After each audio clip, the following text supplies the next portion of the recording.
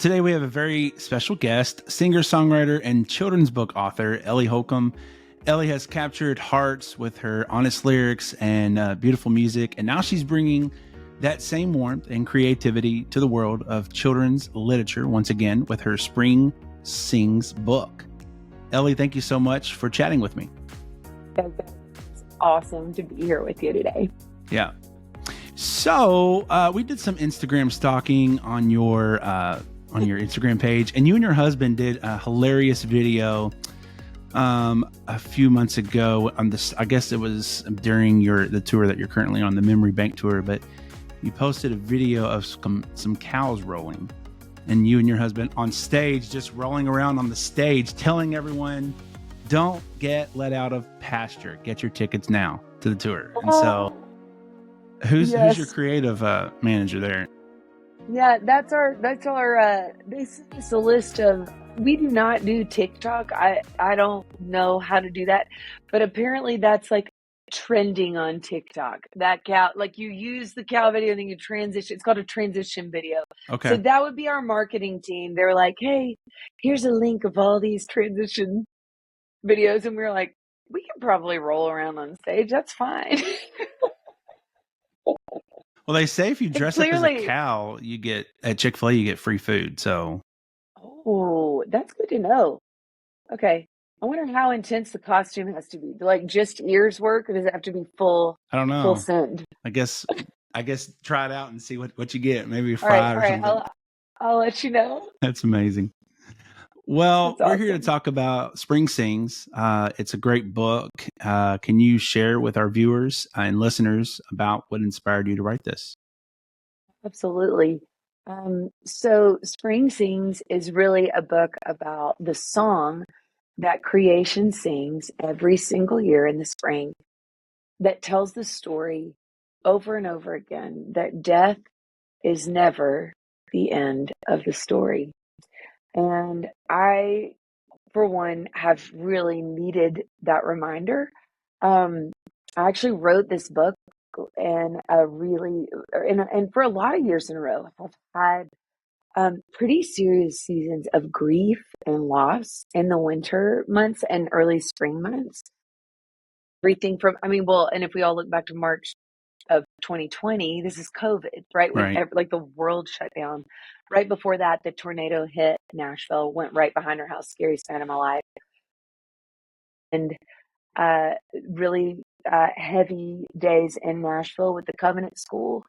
That was spring as well. And then this past year, we lost a dear friend to a long battle with cancer, and then our niece to a battle with pediatric cancer that was really aggressive, just a year-long battle. Our little 9-year-old niece we loved so much. And so I really have, for years now, multiple years in a row, needed creation to be like my preacher.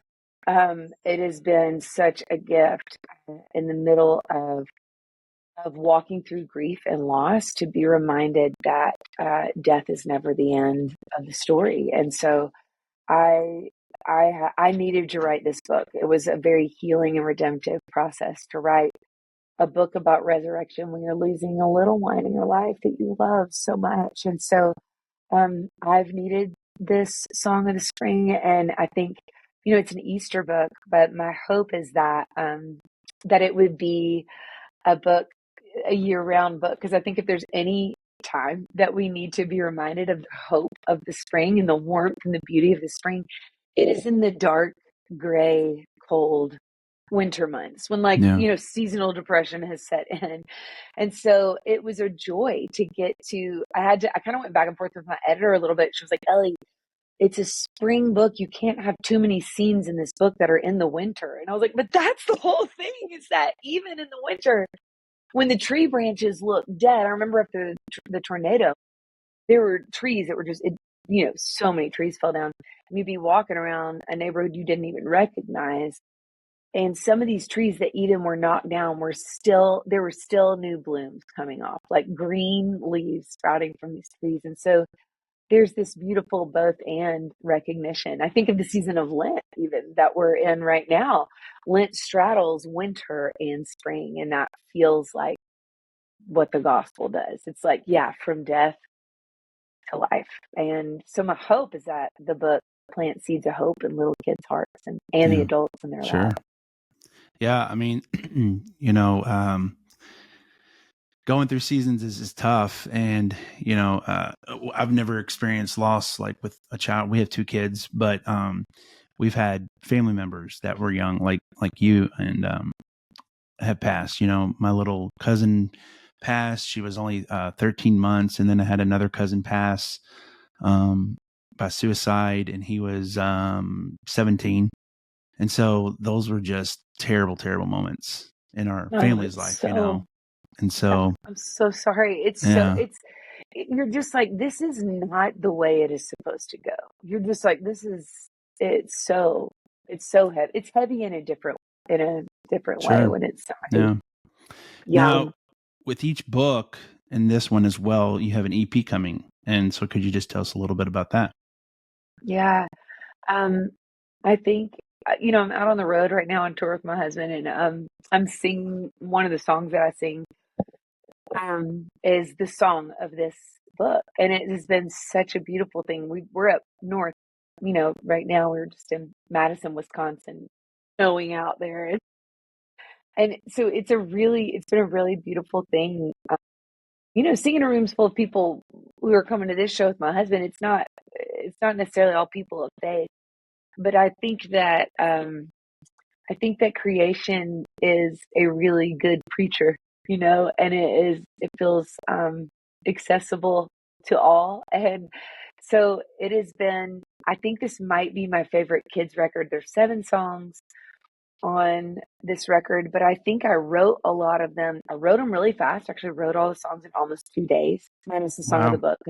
When I write the book, I'm almost singing it as I write it. It's like my editing tool, which is Sure. kind of fun. But I had a lot of other music that I was making this year, and the deadline got really fast. And they're like, "Hey, I need to go in the studio next week." And I was like, all these songs. But I think these songs were grown in the soil of a lot of different seasons of sorrow, and then spring literally being like a medicine to my heart, because it was telling me the story that the gospel tells me, that death isn't the end, and that if it's not okay, it's not the end. It's not the end of the story. And I've needed that message desperately. And so I think these songs I think this might be one of my favorite kids records that I've Yeah. ever made, because I think it was songs, yeah, they grew in the soil of a really heavy seasons that were ministered to by spring itself. And so you can kind of hear that in the song. They feel very vibrant and alive. And then my kids choir at their elementary school sang on it, and they just sound so good. So that's really fun. And then actually my little girl wrote some of the verses to one of the songs with me. I was writing all these songs, and I was like, man, I was all alone at my house. My husband's out of town, and I knew my daughter, who's 12, was up reading. And so I was like, Lulu, I need you to come down here.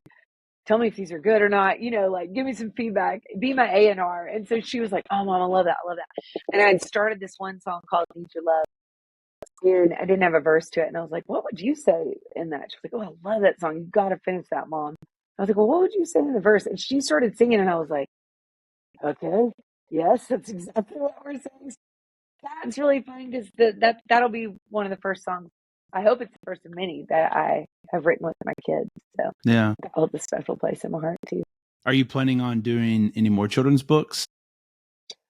Oh, I would imagine so. This to me is the 4th book in a series that feels like it's sort of a complete series. Like, they all feel connected in some way. The first 2 were by an artist named, I worked with an artist named Kayla Heron.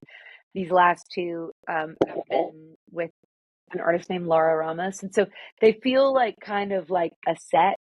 But I mean, I was just on an interview earlier today, and I was like, in part of the conversation, I was like, this sounds like another kid's book. So I'm sure, I think it's, when you're a mom, you're wanting to help your kids hold on to the truth in whatever way that you can, through picture, through melody, through words. And so I would imagine that more kids books would be coming. Yeah. I've got a few ideas in the works. Sure.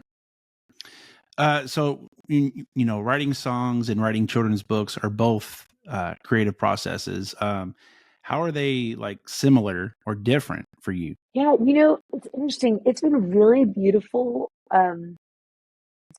writing books and songs for kids because my hope for all my kids' books and the kids' songs is that they would help little hearts carry around big truths. And so I think sometimes what I've found when I've written for children um, is that sometimes as adults we tend to complicate things.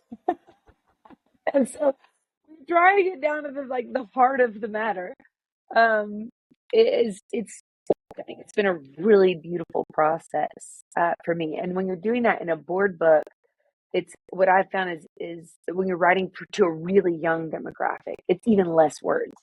And sometimes that's actually harder than using more words, right? And so um, even on uh, like some of the kids' books, um, I've used a song to kind of edit it down. I'm like, that song is too long. We can't, it's got to be shorter because they just can't take in too much. And so I think my favorite part of that is you really have to sit with what is the most important and then what is the imagery um, that you need to help connect this idea. And I love doing that. And I get to do that with words and then also with pictures. That's the Yeah, beautiful part about a book sure. because you're thinking in a spread and you're thinking very visually. And so there's something about it feels very similar like to writing a song in some ways. A children's book for me there's a song for every book that I have.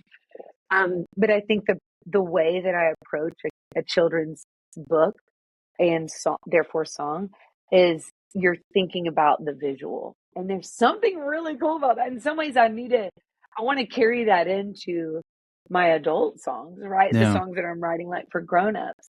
But I think it's also been really good to remember writing for kids that even though we're all grown-ups with responsibilities and whether we're married or with kids or without kids, we have, responsibilities and things that we're carrying.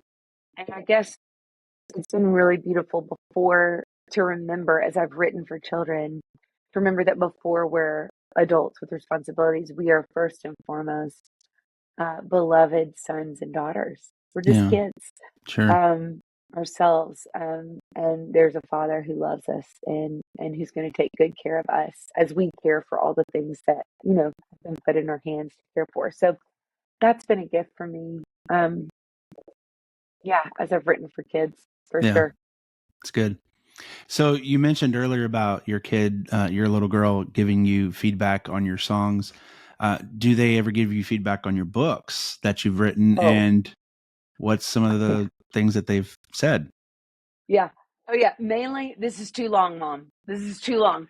Um, on I have a book called Don't Forget to Remember. And so my kids are, and then like we have a very vibrant community in Nashville and friends and family and live close to each other and just do life with a lot of other people, which is part of why, when you do life with that many people, a lot of sorrow.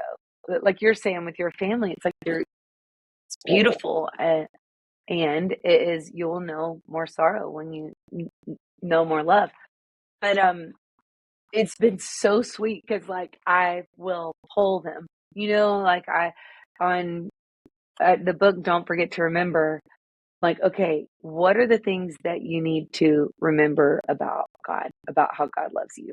And so I literally asked children in my life, like, hey, what do you think what have you gathered that's important to remember? And literally, one girl, I'll never forget, Jane, she was like, well, I guess I need to remember that God never forgets me. Don't forget to remember that God, never forgets about me. And I was like, well, that's the last line of my book. Thank you, Jane. So they give a lot of feedback. But also like with the illustrations is my favorite Mm, because they're kids. And so I'm like, okay, kids, what animals do you want to see on this? And my kids are illustrated into all of my books. So I'm like, what animals do you want to be with? What do you want the kids to be doing? And so I get tons of ideas from them because their imaginations are bonkers amazing.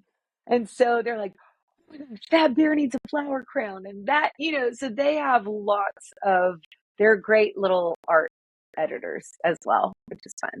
And then if you play a song and they can't, sorry, Okay. I just thought of this last thing.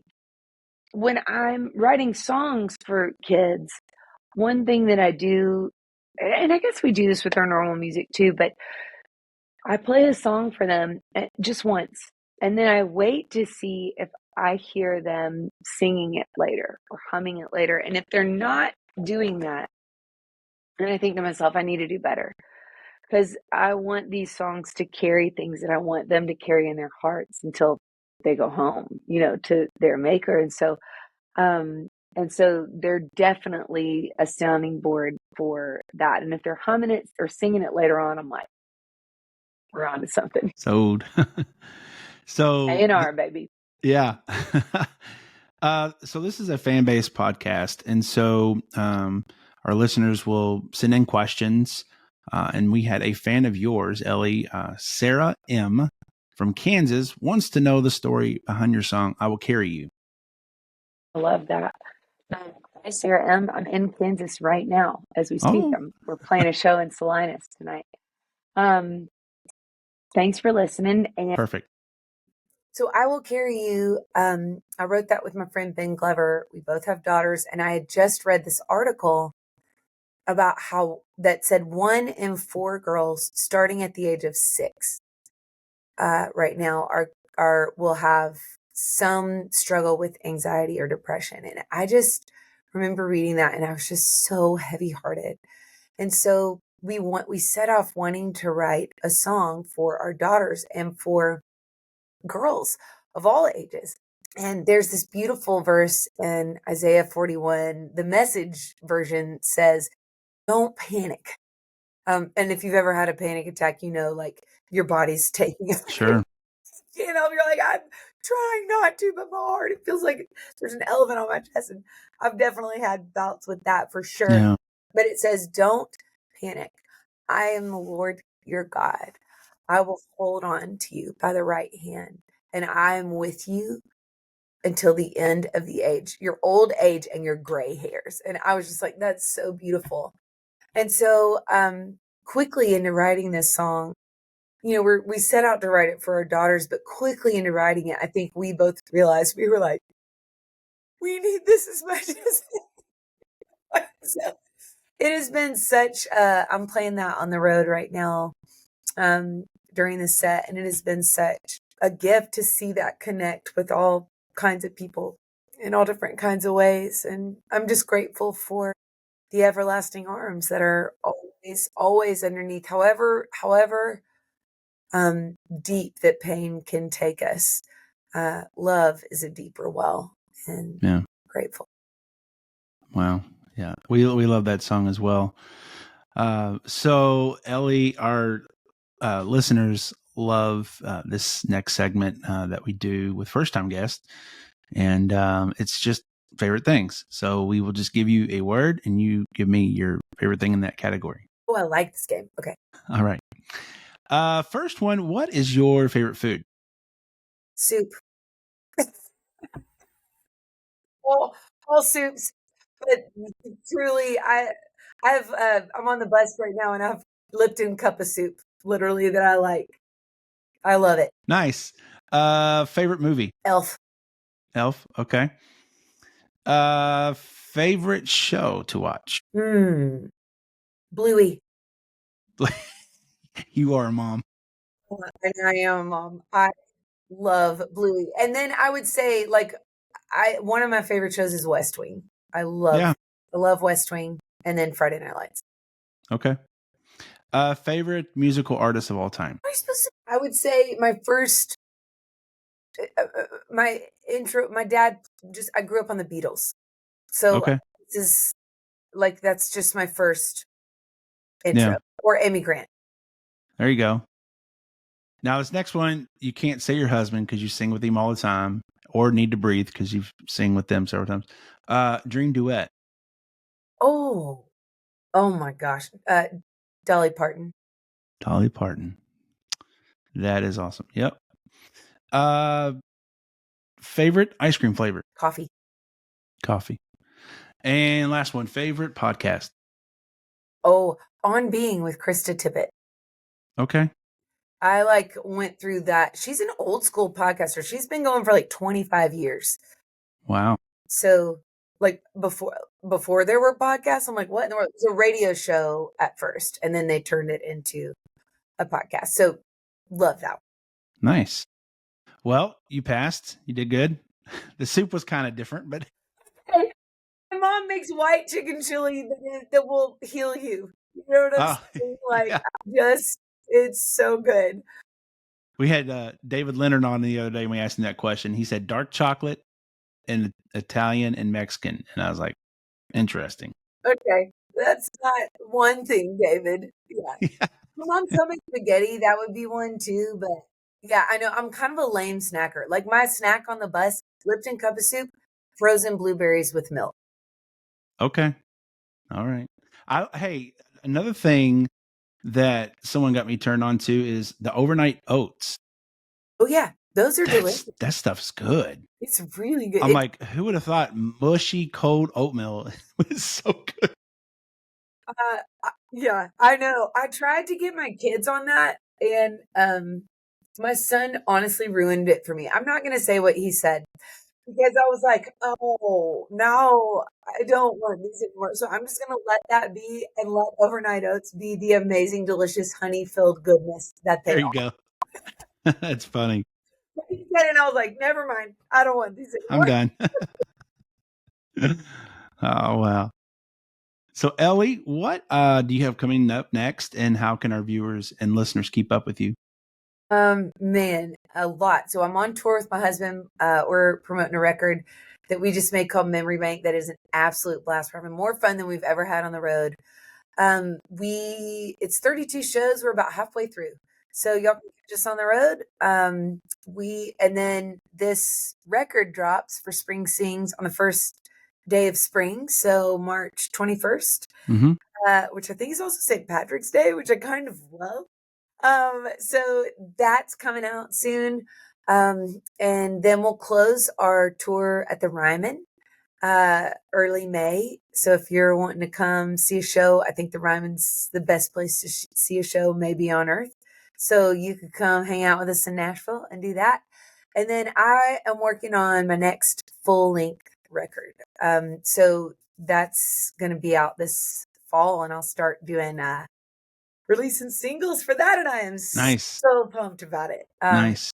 So I've been making a lot of music. I think I will have recorded between my Psalms record, the kids record, the record I made with Drew, and then I'm actually making 2 full-length records that'll really be apart from each other. But well, it's March 7th. What about some Christmas stuff? Oh, that's on the horizon. We do a Christmas show every year. Yeah. I know you did the Sing Christmas thing a few years, or was it last year? Yeah, last year. Okay, yeah. But we need a full length Christmas album. Yeah, Sounding Joy. Yeah, we are gonna work on that. Don't worry. The problem with the Christmas album is that if you're gonna invest all the stuff in releasing that, you really got to do a Christmas tour. And at this point in life with our kids, right? We do not want to be on tour during Christmas, so we're kind of pushing that a little further down the road to where they're older, and then So anyway.